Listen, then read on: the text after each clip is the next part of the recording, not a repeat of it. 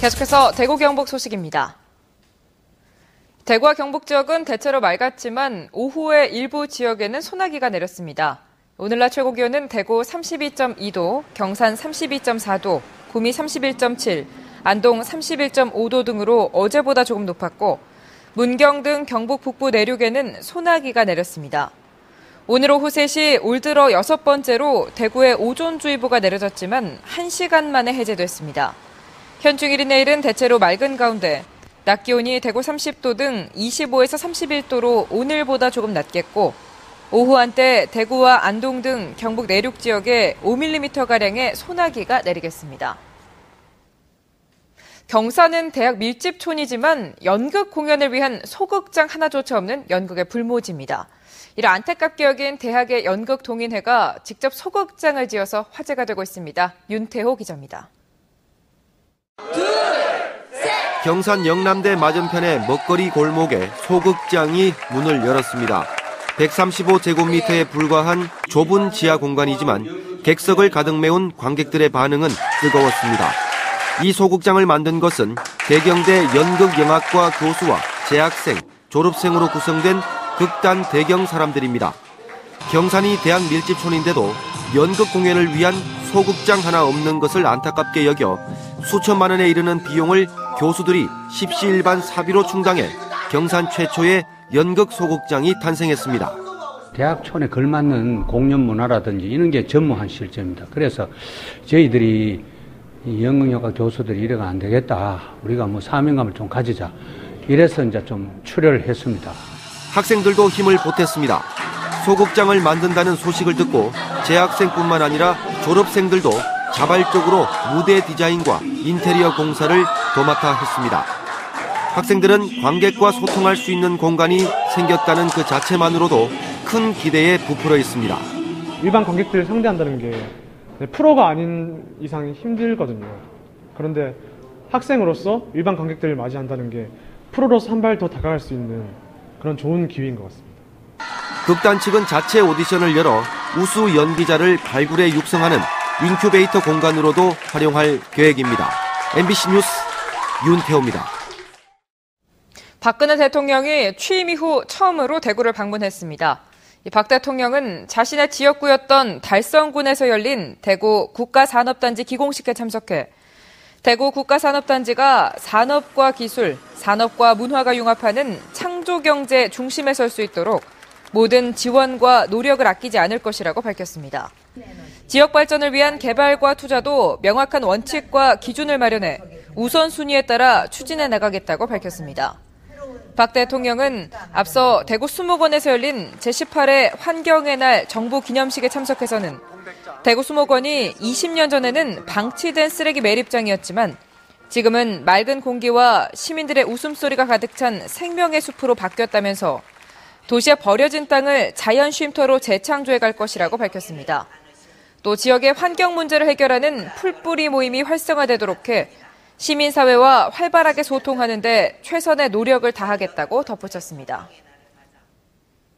한편 오늘 기공식을 가진 대구 국가산업단지의 공장 건립은 내년 하반기쯤 가능할 것으로 예상되고 있습니다.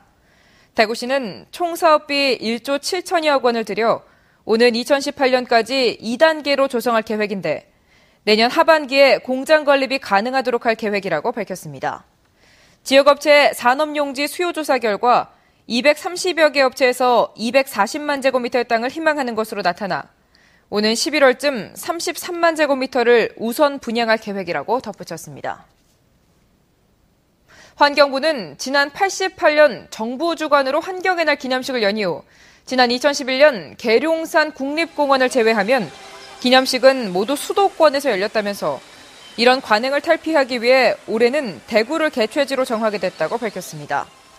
대구 수목원은 7년 동안 방치된 쓰레기 매립장을 3년여에 걸쳐 생태 휴식 공간으로 탈바꿈시킨 곳으로 환경복지국가의 비전을 잘 나타내는 곳이라고 덧붙였습니다.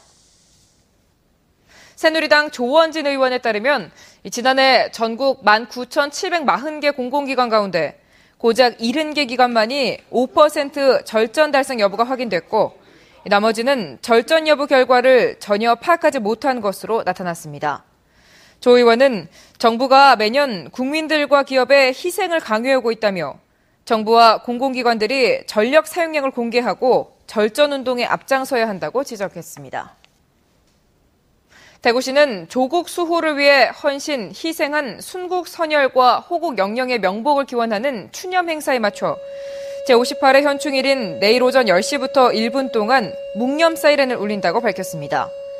내일 울리는 사이렌은 적기 공습에 따른 민방공 대피 사이렌이 아닌 만큼 시민들은 놀라지 말고 경건한 마음으로 1분 동안 묵념을 한 뒤 일상생활을 해줄 것을 당부했습니다. 교육과정평가원이 처음으로 주관하는 수험생 모의고사가 이 지역에서도 대구 경북 5만 8천여 명의 수험생들이 응시한 가운데 치러졌습니다. 오늘 모의고사는 수능시험과 유사한 출제 과정을 거치기 때문에 연말 수능시험의 유형과 방향성, 난이도를 파악할 수 있고 객관적인 자신의 성적을 가늠해 볼 수 있어 지원 전략을 짜는 데 도움이 될 전망입니다. 전국 민주택시노동조합 대구지부는 경찰이 여대생 살해 사건의 범인을 수사 초기부터 택시기사로 지목하고 모든 택시 노동자를 잠재적 범죄자로 취급했다며 경찰에 사과를 촉구했습니다. 택시노조는 경찰이 경찰청 공식 블로그에 택시 범죄 예방 수칙을 올려 택시에 대한 불안감을 조성하고 택시 기사들의 명예를 훼손했다며 대구지방경찰청장과 대구 중부경찰서장에 공식 사과를 요구했습니다. 대구 경북지방 병무청에 따르면 현재 대구 경북에 근무하는 공익요원은 모두 4,200여 명인데 복무 지도관은 6명으로 이 지도관 1명당 공익요원 707명이어서 전국 평균인 1인당 637명보다 훨씬 많아 공익요원 관리에 허점이 많습니다. 여대생 살인사건 피의자 조명훈은 대구의 지하철역에서 공익요원으로 복무하며 9개월 사이에 54일의 병가를 썼고 30번이 넘는 지각과 조퇴를 했지만 아무런 제재를 받지 않았습니다.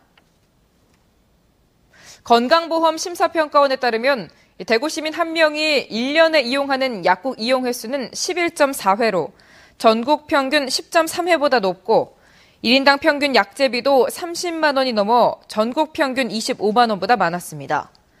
건강보험 심사평가원은 대구 지역 병의원과 약국이 다른 지역보다 값비싼 약을 장기 처방하고 의사와 약사, 이용 환자 모두 의약품 선호 현상이 높다고 분석했습니다.